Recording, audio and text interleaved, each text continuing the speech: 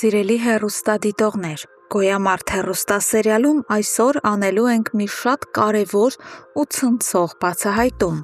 որի մասին հաստատ դեռ ոչ մի տեղ չեք լսել։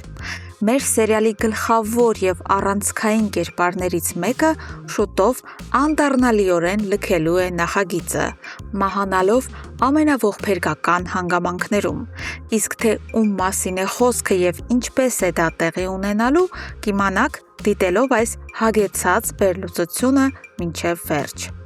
Մինչ այդ ճակատագրական լուրին անցնելը եկեք հասկանանք, թե ինչ հոգեբանական փլուզում է ապրում Գրիշոյի և Մանանի ընտանիքը։ Գրիշոն, հասկանալով, որ վերջնականապես կորցնում է իր կյանքի միակ իրական սերը, գալիս է թատրոն Մանանի մոտ, փորձելով ինչ-որ կերպ արդարանալ և վերականգնել իրենց հարաբերությունները, բայց Մանանն այն աղջիկներից չէ, ում կարելի է խաբել կամ գնել։ Նա Գրիշոյի երեսին շպրտում է դառը ճշմարտությունը, ասելով, որ ինքը փողով չի վաճառվում և իր արժանապատվությունը գին ունի։ Մանանը նաև ընդգծում է մի շատ կարևոր հանգամանք։ Բացի այն, որ Գրիշոն իրեն ստորաբար դավաճանում էր, նրա ծնողները Հունանն ու Իննան ևս հետ չէին մնում իրենց վերաբերմունքով ու ճնշումներով, ինչն էլ ավելի անտանելի էր դարձնում իր կյանքն այդ տանը։ Այս կոշտ մերժումից հետո Գրիշոն, ով վերջապես սկսում է սթափվել իր ստեղծած արատավոր ճահճից, թատրոնից հեռանում է և միանգամից գնում Մաշի հետ հանդիպման։ Նա վճռականորեն Մաշին ասում է, որ թեև ամեն բան լավ է եղել, բայց սա իրենց վերջին հանդիպումն է, քանի որ ինքն այլևս չի ցանկանում որևէ կապ ունենալ նրա հետ։ Եվ հենց այս պահին էլ տեղի է ունենում ամենաանսպասելին ու էմոցիոնալը։ Նրանց է մոտենում Մանանը ու պարզապես հողին է հավասարեցնում Գրիշոյին, խայտառակելով նրան Մաշի ներկայությամբ։ Մանանը սառնասրտորեն դիմում է Մաշին և ասում, որ նա կարող է հանգիստ վերցնել ու օգտագործել Գրիշոյին, քանի որ Գրիշն այլևս ազատ տղամարդ է։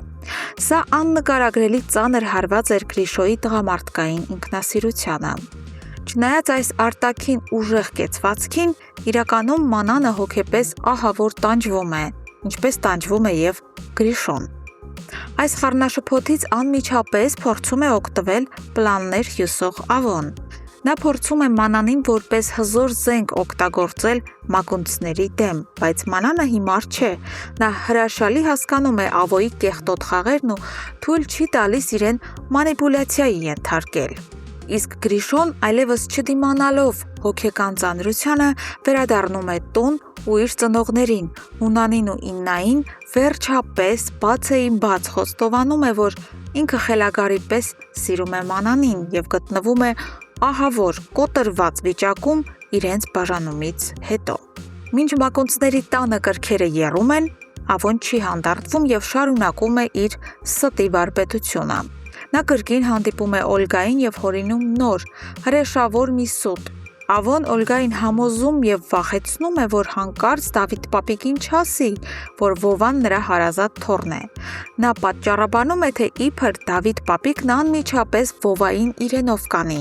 և Վովան ընդմիշտ կհեռանա Օլգայի տանից։ Օլգան լսելով այս ամենը հայտնվում է խորը հոգեբանական խառնաշփոթի մեջ և այլևս չգիտի, թե ում խոսքերին հավատա՝ Դավիթ պապիկի, թե Ավոյի։ Իսկ հիմա, սիրելի հետևորդներ, անցնենք մեր ամենասպասված ու ցնցող նորությանը, որն արմատապես կփոխի սերիալի ողջ ընթացքն ու հատկապես Հունանի կյանքը։ Մեր ունեցած հավաստի տեղեկություններով սերիալում իր մասնակցությունն ավարտել է տաղանդավոր դերասանուհի Ռուզաննա Մանուչարյանը, ով մարմնավորում էր Հունանի քրոջ՝ Էռնայի կերպարը։ Առաջիկա սերիաներում մենք ականատես կլինենք չափազանց ողբերգական մի տեսարանի։ Էռնային մեքենայով վրաերթի են ենթարկում, և նա հենց տեղում կնքում է իր մահկանացուն։ Ի դեպ, դերասանուհին իր անձնական էջում արդեն հուզիչ տեսանյութ է հրապարակել, որտեղ նշում է, որ շատ ուրախ էր այս հակասական կերպարը մարմնավորելու համար և շնորհակալություն է հայտնում, քանի որ այն շատ էր սիրվել հեռուստադիտողի կողմից։ Այս սպանությունը իսկական ռոմբի էֆեկտ է ունենալու։ Ինչ եք կարծում։ Արդյոք Էռնայի վրա էր թե պատահականություն էր, թե դա մտածված սպանություն էր ուղղված Հունանին ոչնչացնելուն։ Ով կարող էր պատվիրել Հունանի քրոջ մահը։ Ավոն, թե հայտնվել է նոր, ավելի վտանգավոր թշնամի։ Անպայման կիսվեք ձեր վարկածներով և կանխատեսումներով մեկնաբանություններում։ Մենք անհամբեր սպասում ենք ձեր յուրաքանչյուր կարծիքին։